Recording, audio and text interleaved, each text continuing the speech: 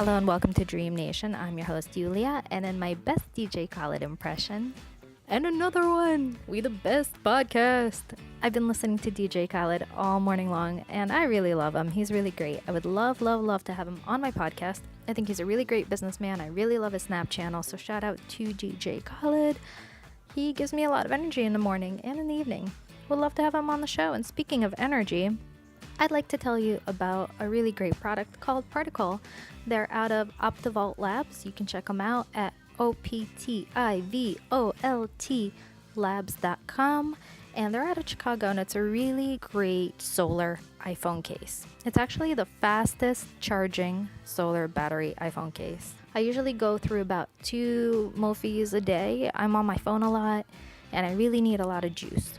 So Particle is really great because it's an iPhone case that can charge outdoors, and get ready for this, it's going to blow your mind, indoors. It takes about 7 hours to charge. It's an iPhone case, and it's solar. They have a 100% money-back guarantee if you don't like it either. It's a really great product, so check it out, tell your friends, and enjoy the podcast. And also, if you love the podcast, please share it with your friends because I definitely would love more people to discover it. Have a great day and enjoy the show. My thighs just clapped together. Stop it. Congratulations. Your thighs just applauded you. You need to listen to your body. Your thighs just applauded you. And I applaud them. Let's give a round of applause. Applaud your thighs. Our thighs. Thighs all day. Thighs all day. So I'm here with Steffany Bane Carey, and she's the Group Creative Director of Tribal Worldwide, North America. She has done amazing award-winning work for Nestle, J&J, Philips, and she's also a writer, a mother, a wife, just an amazing human being, a purveyor of hip-hop. Always. According to your Twitter profile, you are a life liaison, purveyor of fun random thought, and a giver of useful advice you may never need. It's true. I always need your advice, though. If it's on Twitter, it has to be true. So my podcast starts out with me asking all my guests what was their dream as a kid. My dream as a kid was probably to be a fashion designer. I wanted to make clothes. That was like my thing. My creative outlet was kind of getting my hands on clothes and remaking them, oddly enough. Did you actually get to a pair of scissors, or were you just drawing? Yeah, and actually a couple times into my mom's closet, which she was not happy about. That and world peace. You know what I mean? They go hand in hand. Yeah. Look at the hippies. I know. Peace is a fashion statement. It is. It is. So how did your love of fashion lead you to writing? What is your first That's a great memory? question. Well, it's funny because I kind of think that what I do now is kind of, I create ideas kind of like how I would create clothing. So maybe it's more figurative now than literal. And I dabbled in fashion at some point in my life, and I enjoyed it, but I love what I do. And you can really have outlets. You don't have to give up one dream to focus on the other. But I kind of imagine what I do is similar to designing. It's just ideas versus physical cloth in my hands. Well, fashion is pop culture, right? It's expression, and it's a way to let the world see what you stand for, which is like advertising. Yeah. You wear a dress much like you would wear a billboard. Exactly. Or a billboard for a dress, which would be really out there. Why not? Live your dream. Live your dream. Just go for it. This one reminded me years ago when you were making t-shirts, and I remember That's them. right. They were really great. Couture t-shirts. Couture t-shirts. And I did not quit my day job, and thank goodness for that. But it was a side project that basically my nights after work were filled with couture t-shirt making. Yeah, I remember you were at JWT, and I would come over, and you had all these racks of t-shirts, and you were cutting them up, you were beating them, you were silk screening them. Yeah. And you were always doing stuff. Yeah, well, passion in multiple areas similar to what you do. Right? Well, I wonder if it's that's what women are stuck doing. We have our day jobs, and then at night we just toil away on our little ideas. Yeah. Where I don't know if it's different for men, where they just get funded for their idea. They're like, I have an idea for a t-shirt company, and some other man is like, here's money for a t-shirt company. We've notoriously had to work a little harder. we always have a day job and a night job. Yeah. And, but that's what makes us good, because we can just do it. Yeah, the multitasking. Yeah. We're The good at it. multitasking. We're good at it. So, back to, what is your first memory of writing? My first memory of writing, it was probably a paper, which you hand wrote back in the days, but on like wide. You remember like the composition? They were like wide. It wasn't like the narrow lines. It was like the wide. And because of that, I feel like I write big now. But anyway, sidetrack. It was a paper I wrote on my mom being president, the first female president. Well, your mom was a senator in Delaware. That's right, state senator. So you had a grand vision for your mom. Yeah, it was probably around the same time. And being, it was third, fourth, fifth, sixth grade. So those are like very transitional times as like a little girl, and being in legislative hall and kind of around politicians, and not, at that age, it's all about nice people, right? You don't really get caught up at all in the game of politics because you're, an 8-year-old. But yeah, like it was really interesting how, I wrote about her being president, the first female president, which was like such a crazy concept back then. It still is. Yeah, yeah. It still is. Oh my gosh. It's not. Your children are going to be like the next female presidents. I'm pretty sure. I'm pretty sure your kids are going to be. They like, may run against each other. They probably I just can imagine the competition is going to like full swing. So there are 3 generations of leadership in your family, right? Your mom taught a lot of leadership classes. You obviously lead. And you're probably looking at your daughters going, oh yeah, like, how do I transfer all the knowledge that my mom gave me to them? Yeah. I have to say though, I feel like they're natural leaders. I mean, a little too much. Sometimes I gotta reel them in, and I'm like, I am the parent. My 4-year-old, I mean, she'll find a way. She's very much like a lawyer. She just always kind of negotiates, and I'm like, wow, like we gotta watch this one. So yeah, there's a lot of like natural leadership qualities in them. And of course, like I do what I can to like empower them and to, be confident as much as you can. So going back to your mom, you and your mother, Margot, who's a wonderful human being. Thank you. So both of you published a book called I'll Miss You Too. Yes. And that was a first book. It was a college guide for parents and students. What advice do you have for people who would like to write and publish a book? Do it.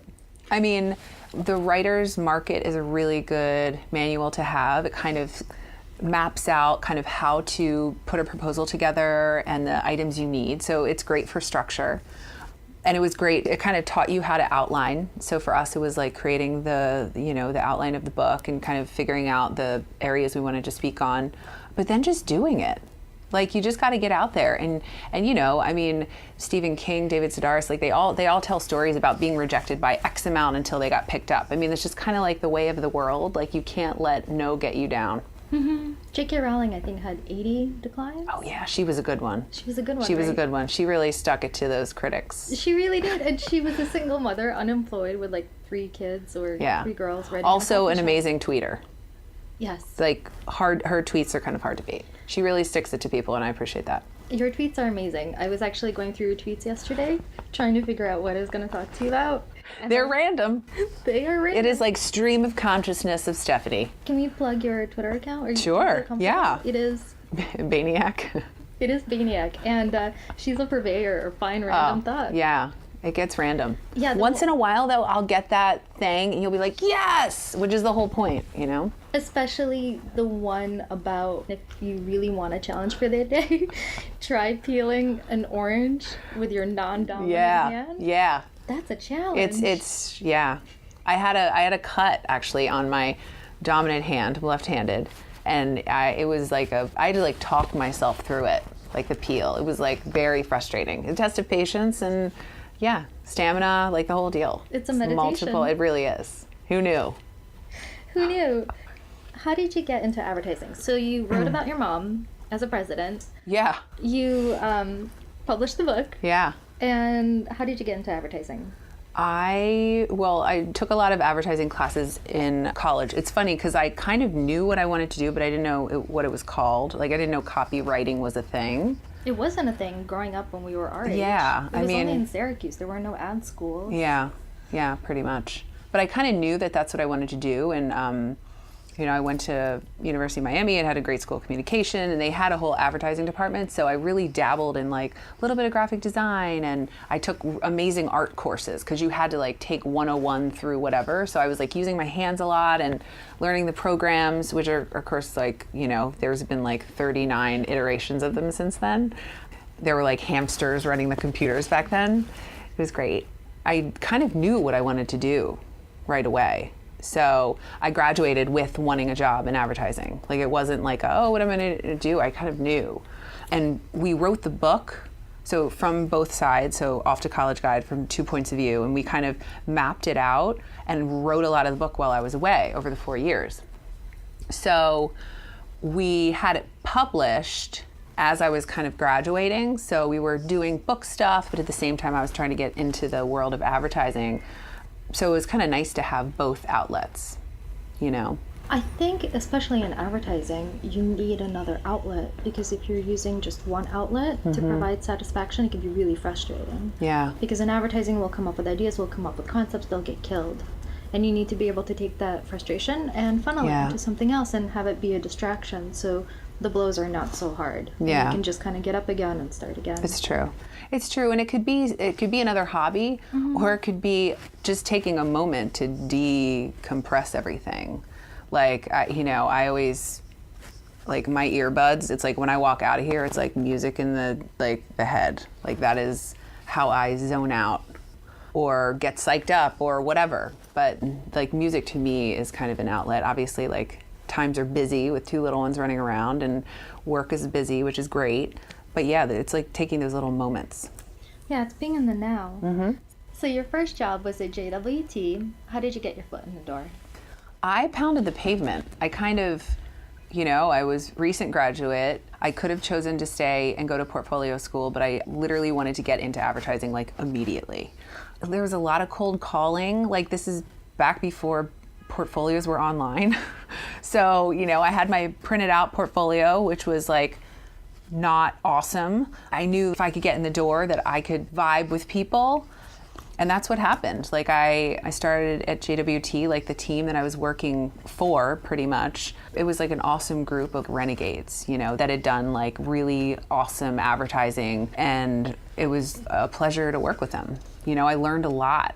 I was there probably 3 years.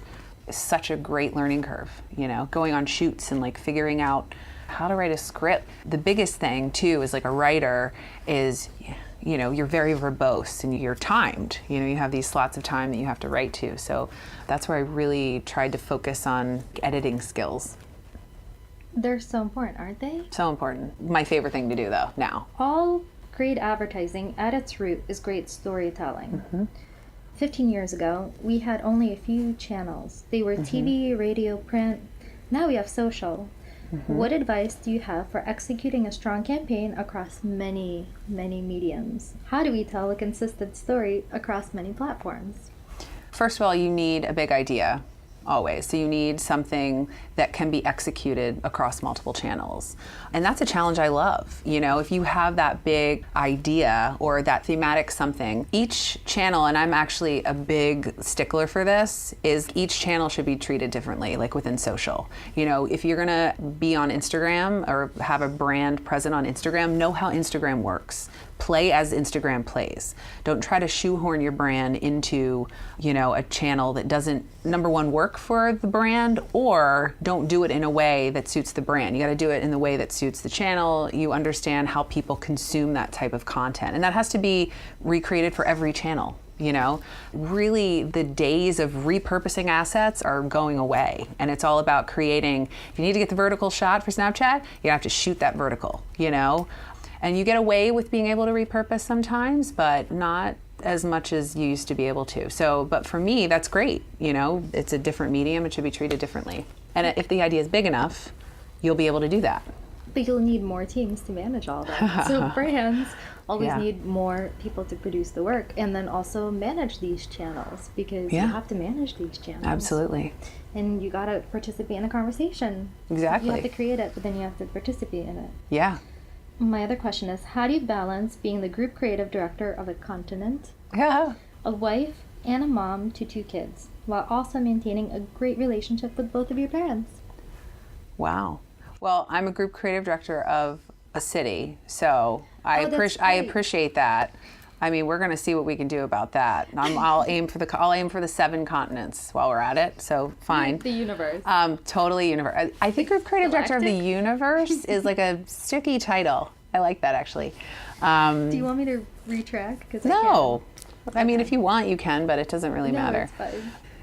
There is no secret recipe for balance. But I find like things are always shifting. Schedules always shift. There's going to be important things on both ends, personal and work front, and you just figure out the formula. There's no secret, you know, and there are times where I feel like my head's going to pop off, but I kind of know that it has to be a fluid balance, you know, and as long as like I'm like taking care of myself physically and like mentally, I can usually keep it together.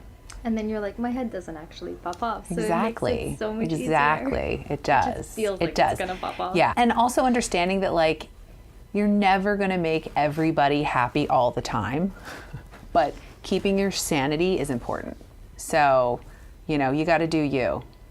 And we were just having a conversation earlier when I first got here about how busy your girls are and trying yeah. to manage Oh. their schedule on Yeah. top of managing your schedule. Like you have a good group of creatives here. Yeah. And then your daughters are really busy. Oh, yeah. Very active.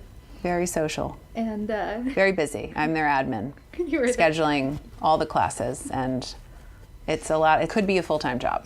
We can maybe teach them leadership skills in like a few more years where they can have their own calendar they need to balance. That's true. That's a great idea. They would love that. Yeah, they would actually really love that. Multiple colors for the different activities. We could get really creative with it. Yeah, Yes. the girls would love that.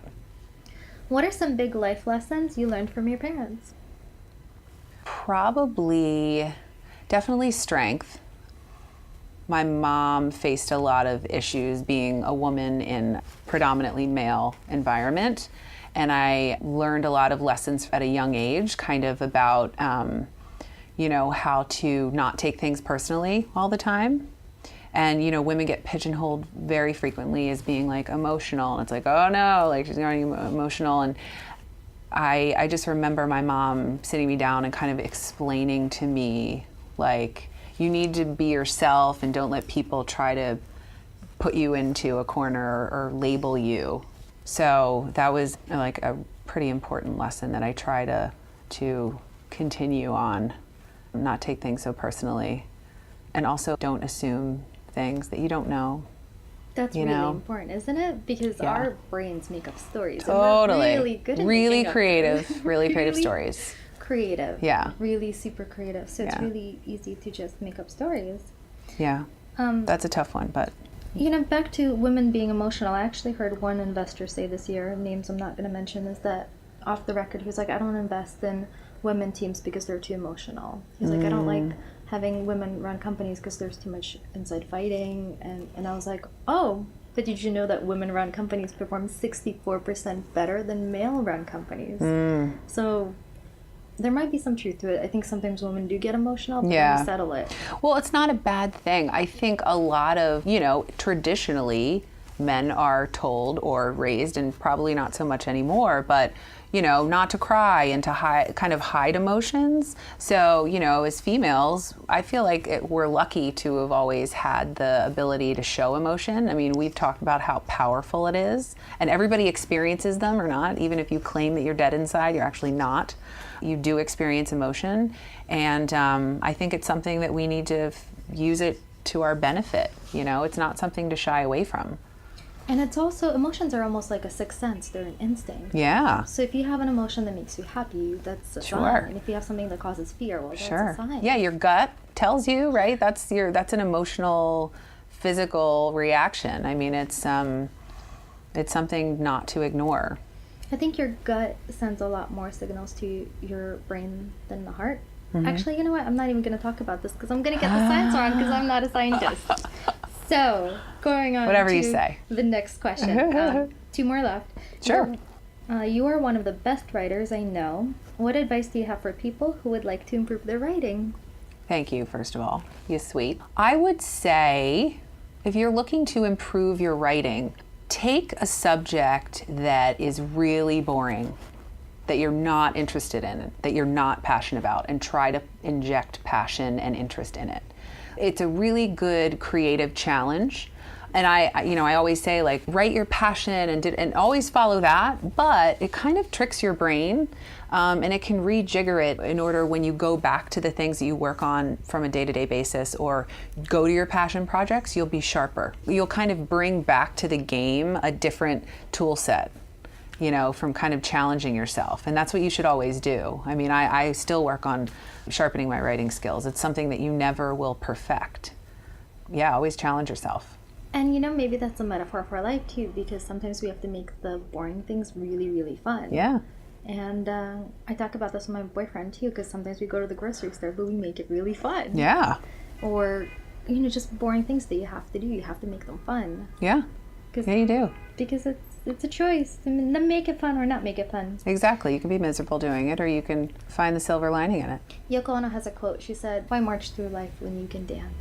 Amen, Yoko. Amen, Yoko. Dance at all costs, at all times. That's what I say. Dance party. All the time. Yeah. So, what is your dream now that you're an adult? How fashion is that now? What is my dream as an adult? I feel like I have like a billion of them. I want to connect people. I want to do good. I want to create like a proud legacy for my kids. I want to travel more. This world is a very beautiful place, and such a wide variety of cultures, and I think it's all like a beautiful, wonderful place. And I hope to touch and connect and be a part of it, more and more. Connect myself and meet great people, know great people. Right back at you. We met like way back in the day in advertising school at SVA, and you remained one of my really close friends. I know. You're one of the best because we don't have to text like every day. No. But we're there for each other. We Both hit coasts, that. Yep. East Coast, you were there. Yep. West Coast, we were there. That's and right. we just make tons coast of to connects. coast. Coast to coast. We make it Galactic. happen. I know. The universe. Magical.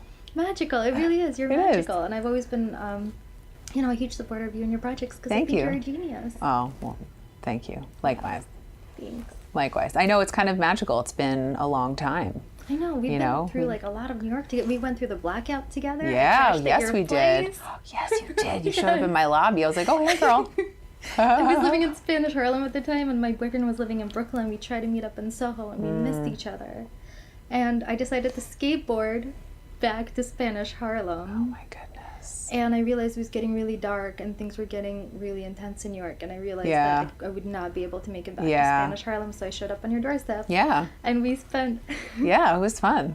We spent a long, day or two in your building without any lights on the very high floor, 20-something, without any electricity, no elevators running. Well, and, life experience, right? It was amazing, but that's what I remember. Yeah. And we had a lot of fun adventures we together. We did. Yeah. All right, well, on to many more adventures. So thank you for being on my podcast. You're the best. My pleasure. It was fun. It was really I want to talk more. Yes, we will. Thanks for tuning into the show. I hope you enjoyed it. Please share on Twitter, Instagram, and Facebook at Dream Nation Love.